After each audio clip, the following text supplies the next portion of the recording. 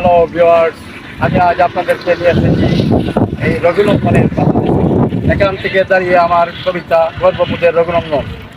চল রে সবাই দেখতে যাবি মুক্তিযুদ্ধের চকজ ভূমি, চুনারঘাট মাধবপুরের মধ্যমণি, রঘুনন্দন তার আদিভূমি, কুবরা সাবের নেউল কাজী, কাঠ বিড়ালি বড়ই পাজি, ঔষধি গাছ লজ্জাবতী স্বর্ণলতায় ঘেরা, চুয়া পেলে ঘুমিয়ে যায় এই তো তাদের ধারা।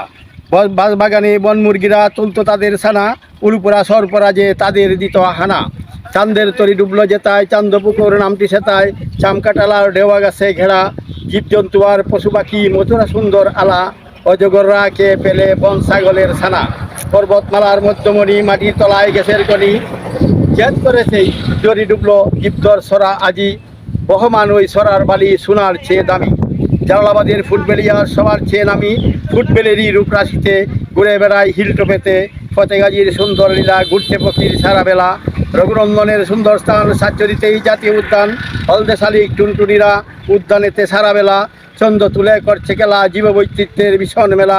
পাশানিতে শনে ভরা শ্রমিকরা সব গড়ছে ডেরা, বঙ্গবীরের রীতিনীতি তেলিয়াপাড়ায় ভুলের স্মৃতি, চা শিল্পেরই রূপসারিতে রাখাল ছেলের সুরবাসিতে, শ্রমিক ভূমিক এক সারিতে ঘুরে বেড়ায় রঘুনন্দনে, সর্বসুন্দর রঘুনন্দন এই বাংলাদেশেরই দৃষ্টিনন্দন।